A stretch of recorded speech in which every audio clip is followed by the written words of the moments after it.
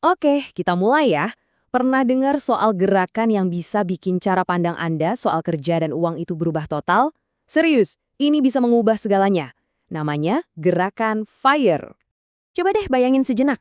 Gimana kalau Anda bisa stop kerja, benar-benar berhenti dari rutinitas harian, bukan pas umur 60-an ya, tapi di umur 30-an, atau mungkin 40-an. Ini bukan ngomongin mimpi loh ya, ini beneran rencana konkret yang udah diikuti ribuan orang di seluruh dunia. Oke, jadi apa aja yang bakal kita bahas? Pertama, soal mimpi pensiun dininya itu sendiri. Terus matematika simpel di baliknya. Nanti kita juga lihat gaya-gaya FIRE yang beda-beda. Tentunya ada cek realitasnya juga, tantangannya apa aja. Dan terakhir ada yang menarik nih, soal paradoks pengetahuan. Udah, yuk langsung aja kita mulai. Sip, bagian pertama. Mimpi pensiun dini. Ini penting banget, karena kita perlu paham dulu inti dari gerakan ini. Soalnya ini bukan cuma soal berhenti kerja, tapi lebih dalam dari itu. Ini soal mengubah total cara kita melihat hubungan antara uang dan waktu. Jadi, apa itu FIRE? Singkatnya sih Financial Independence Retire Early, kemerdekaan finansial pensiun dini. Ini tuh sebuah gerakan gaya hidup. Tujuannya jelas banget, ngumpulin aset yang bisa ngasilin duit sendiri, kayak dari investasi gitu, sampai cukup buat nutupin semua biaya hidup. Jadi intinya adalah soal kebebasan untuk memilih mau ngapain dengan waktu kita. Oke, bagian kedua, matematika sederhana di baliknya. Nah, ini mungkin kedengarannya ribet ya, matematika. Tapi tenang, inti dari FIRE itu sebenarnya cuma beberapa prinsip matematika yang simple banget, tapi kuat dampaknya. Nah, ini dia nih yang bikin kaget. Coba lihat tabel ini. Ini nunjukin gimana tingkat tabungan kita itu bisa mempercepat perjalanan ini secara drastis. Lihat ya, kalau nabung cuma 10% dari gaji, kita butuh kerja 9 tahun cuma buat nutupin biaya hidup 1 tahun. Tapi coba lihat kalau kita bisa nabung 50%, kita cuma butuh kerja 1 tahun buat biaya hidup 1 tahun. Dan kalau bisa lebih gila lagi, 75%, cuma butuh 4 bulan kerja. Ini benar-benar game changer kan? Terus targetnya berapa dong? Nah, di komunitas FIRE ada angka ajaibnya, yaitu 25 kali lipat dari pengeluaran tahunan Anda. Katanya sih, kalau Anda udah berhasil ngumpulin dana investasi sebesar itu, secara teori Anda udah merdeka finansial. Tapi kenapa harus 25? Dari mana coba angka ini datang? Jawabannya ada di slide setelah ini. Nah, ini dia jawabannya. Angka 25x itu muncul karena ada yang namanya aturan 4%. Aturan ini bilang, Anda bisa dengan aman narik 4% dari total investasi Anda setiap tahun buat biaya hidup pas pensiun. Coba deh hitung, 4% itu kan sama dengan 1 dibagi 25. Jadi, kalau pengeluaran tahunan Anda adalah 4% dari total investasi, berarti total investasi Anda ya harus 25 kali lipatnya. Nah, ini dia fondasi yang bikin semuanya masuk akal. Oke, lanjut ke bagian 3, menemukan gaya FIRE Anda. Penting nih buat diingat, FIRE itu bukan aturan kaku yang saklek. Ada macam-macam rasa atau gaya yang bisa disesuaikan sama hidup dan tujuan kita masing-masing.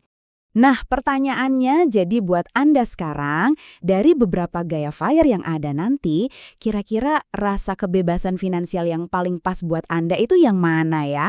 Coba sambil dipikirin ya. Ini dia dua kutub yang paling umum. Di satu sisi ada Lean FIRE. Ini buat yang fokusnya hidup super hemat dan minimalis, biar targetnya cepat tercapai. Nah, di sisi lain ada Fat FIRE. Ini buat yang pengen pensiun tapi gaya hidupnya tetap atau bahkan lebih mewah dari pas masih kerja. Selain dua tadi, ada juga pendekatan yang lebih hybrid atau campuran dan ini menarik banget. Ada yang namanya Coast FIRE.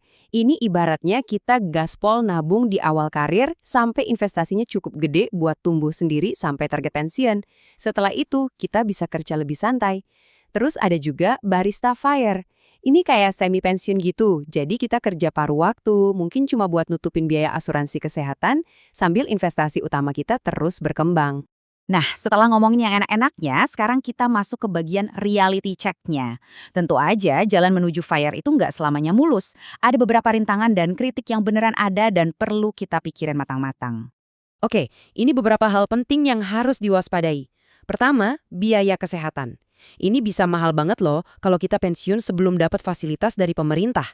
Kedua, soal penalti penarikan dini. Ngambil dana pensiun sebelum waktunya itu bisa kena denda dan pajak yang lumayan gede. Ketiga, ada juga yang kritik soal aturan 4%. Beberapa ahli bilang angka itu mungkin terlalu optimis, apalagi kalau masa pensiunnya bisa 50 tahun lebih. Dan yang terakhir, ya ini, tantangan pendapatan. Buat bisa nabung 50% atau lebih itu kan nggak gampang buat sebagian besar orang. Nah, ternyata nih buat menghadapi semua tantangan tadi, itu bukan cuma soal ngitung angka, tapi juga soal psikologi. Dan ini ngebawa kita ke bagian terakhir yang, jujur, menarik banget.